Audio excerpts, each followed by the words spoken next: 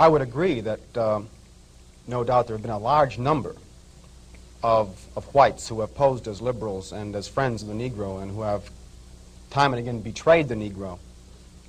On the other hand, I think one could point to a large number of whites who have struggled for civil rights, for equality, and have got little or nothing out of it, other than quite a few bruises. Give me an example. Well, the large number of white students who have gone into the South, for example, working for SNCC and other organizations. Not working for SNCC or other organizations, but working for the white political machines who benefit by the voting efforts of Negroes. Okay, I'll be more specific. I would cite Herbert Hill, for example, as a kind of person who has championed Negro job rights, for example.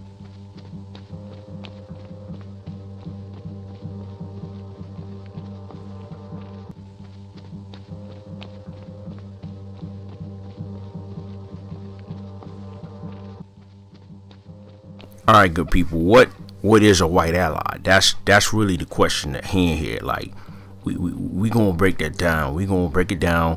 We gonna look at the past, and we gonna try to find out, like, in the past, like what in the past, like, were they even white allies in the past, like, and then we're gonna look at the present, and then we're gonna look at the future. So we gonna kind of like methodically break it down so that we can decipher and come to a head and come to a full knowledge of what does this even mean, you know. So let's go into Herbert Hill and look at this man that was given to Malcolm X as an example of a white ally in the past.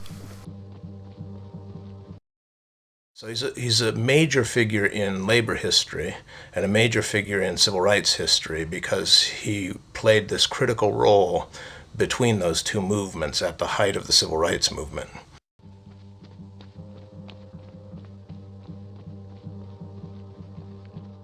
To interview Herbert Hill before he died, and I was very familiar with his life story, being a file.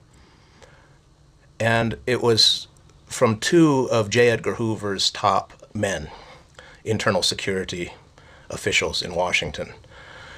And they were referring to somebody in New York who had reliably informed for the FBI.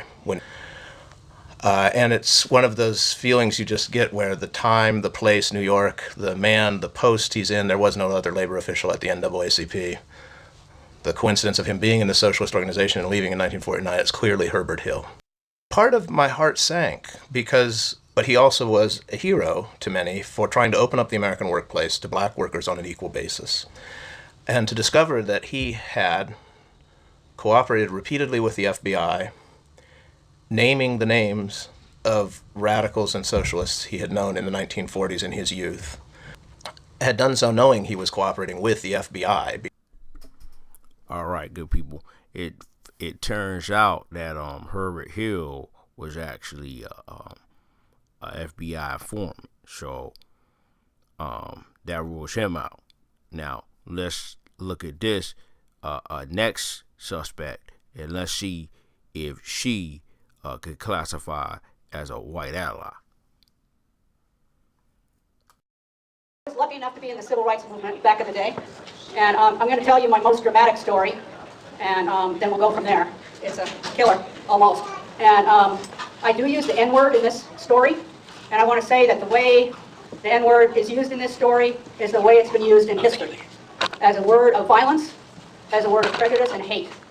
And so when you hear this word, that's what it has always meant. That's what when white people have used that word, it has been a word of violence. SNCC was a young organization that was really radical. And so it's July 4th, 1964. About 40 years later, I realized that was the day that the Civil Rights Bill became enacted. And I and three other African Americans, went to this rally. And this rally was advertised. It was at Stone Mountain in Atlanta. Does anybody know where Stone Mountain is? Okay. They used to have Klan meetings up there. I didn't know this, of course, but we went to this rally that was in the public domain. They were advertising it all over the radio. And it was a rally where George Wallace, who was the governor of Alabama, and Ross Barnett, the former governor of Mississippi, were speaking. And it turned out it was basically a Klan rally. And the four of us walked in. There were people behind me that didn't know what was going to happen. And the guy behind me, his brother was in front of me. And he said, when I saw what was happening, I didn't think my mother should lose 2 sons today. So I turned around and went the other way. We walked into the stadium. There were 10,000 ardent segregationists in this rally. It was in a big stadium-like thing. And all of a sudden, it got completely quiet. And all of a sudden, a large white woman stood on a chair and yelled, "Kill the niggers!" And the whole place went ballistic. I was the 4th person in, and I mean, it was crazy. It was like being in a beehive. It was so scary. And I'm like, people were picking up metal chairs to kind of fold, and they started hitting us with them. And in my nonviolent training, because I had worked with SNCC before, and I'd been in jail in Atlanta demonstrating against segregation, and so I knew this. They sort of train you what to do when you're being attacked. And the thing that you do is you go like this to cover your organs and protect the your vulnerable parts. And then they also say, if you have glasses, take off your glasses. Well, I've had glasses since I was 6. I can't see a bloody thing without my glasses. And so I took off my glasses. And I remember this, I just went on to automatic. And I remember taking off my glasses and saying, well, this is it. I mean, there was no way I was getting out of there. And I took my glasses off and I crouched down, and people were yelling. I mean, the hatred, you could have gone like this and the whole place would have, it was so much hate. And so all of a sudden, this white guy puts his arm around my shoulder and says, "Get out of here." And he leads me out. And he's yelling at the other people beating on me. He says, "Act like white men, act like white men." Turns out he was a segregationist too, but he didn't believe in violence. And he actually was turned off and went home and stopped joining the White Citizens Council because he was so upset by the amount of violence. And so he led me out of there, and then he went back in and pulled people off the black guys that were getting beaten up. One guy, Matthews Jones, who was a freedom singer with SNCC, had 16 stitches in his head. The other guys used chairs as a shield and sort of fenced off the blows. And then they went out the other way. And I remember coming, I hardly remember any of this. I was so scared. And I remember coming out and feeling the sun on my face and going, I guess I'm alive. And my joke is, God just didn't want me to die that day because by any reasonable estimation, I should have, all of us should have been done in. So that's my it's a hard story for me to tell because I still have some post-traumatic stress from it. And I start trembling. But people have asked me if I was crazy to do this. Were we all crazy to go into the Deep South? Maybe. I mean, we were willing to put our lives on the line, and that's not why I went. I really didn't understand how much of a Klan rally it was, to be honest. But I do know that my father heard about it in New York on the radio. It got a lot of press. I don't know whether any of those pictures have come up, but one of them says, "Long Island girl saved from mob." And, it got... The question is, when you do nonviolence, what are you showing? If that action hadn't happened, what would have happened was they would have had this big 4th of July rally acting like it was a barbecue, acting like it was nothing. And what it really was a gathering of people full of hate. And it showed that. And it shocked Atlanta that thing happened. And Atlanta was trying to be, they were segregated, but they were trying to be nice segregated. And it showed that wasn't the case. And so it's very important, these actions. And that's the same thing that happened later on. As white people, we need to try to understand that the experience of African Americans in this country has been really different than our experience, most of our experience. You can't, all of us, anyway, it can't be 100%, but most of us, most white people have not experienced a terrible fear of the police and that they're dangerous and that they might kill you on the spot and that they're supporting the most racist laws going. I experienced that.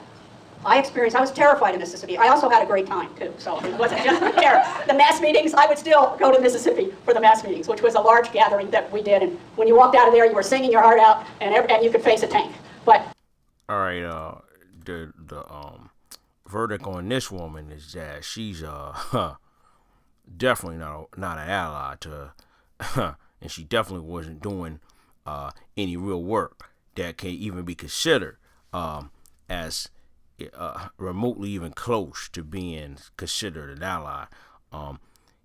She used the N-word. She was calling the Klansmen a segregationist. She said that her glasses fell off. She don't even remember what happened, but at the same time, she had all these details about this benevolent, nonviolent Klansman that saved her life from the mob of segregationists. And she wasn't really trying to adamantly point out that these men and women were Klans people. They weren't just segregationists. They were criminals. And also at the end, did you notice she said that she had a great time too? She's just a tourist. She's there like a lot of supposed white allies are there, just doing, going around and hanging around, trying to drink and trying to get sexual experiences from whomever they can, and they just there to have a good time. So let's take a look at this next man who called himself a white ally during the civil rights movement. And he says, I hear you boys have been out in the rural. And he says, I want you to have one on me. It was silage drippings. How many people here have drunk silage drippings? Oh, it had to be you. That's my wife. I don't even get, okay, I can ask this one. Have you ever gotten drunk on silage drippings? Because we sure did. And he was trying to explain who he was and what he was doing. That's a Black Panther. Okay, and he drew that on a bar napkin for me, so he sort of explained what's going on. God bless his soul. I mean, Stokely Carmichael met and talked with him, I don't know how many times, an amazing guy. Next slide. He was very proud of that. And it was quite a game changer. Next slide, please. I'll try to get through. There's the Panther. Trust me. I know someone's going to argue with me. The first Black Panther was thought up by Stokely Carmichael for the Lowndes County Freedom Organization, and he did it because look at the white supremacy for the right. The Democratic Party of Alabama, their symbol was a white chicken. And Stokely Carmichael goes, for God's sake, a white chicken? We can come up with something better than that. And they came up with a Black Panther. Wow. How's that for chutzpah, huh? Next slide. Now, what was Stokely doing? Now remember, I'm working for SCLC.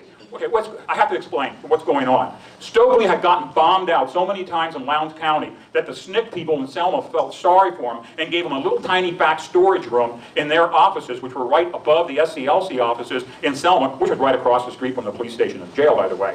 And so when we were done with our voter registration, I mean, come on, we were 19 years old. SCLC, yes, cool, but they were all suits. They were dealing with, high up federal people and whatnot. We go upstairs to SNCC. They weren't radical enough. Sorry, Karen. And we went back to talk to Stokely because Stokely had the fire, and that's the best I can describe it. Stokely had the fire. Oh, boy, did he ever! But what? I know. I had to do this. I was young. I was foolish. Is anybody not foolish when they're young? When you work for SCLC, they gave us a button. It's the one on the left. Okay, we're talking. Oh, God, the philosophers and Gandhi and all that and whatnot. And there's Stokely throwing it in the face of the white power structure. That was his philosophy.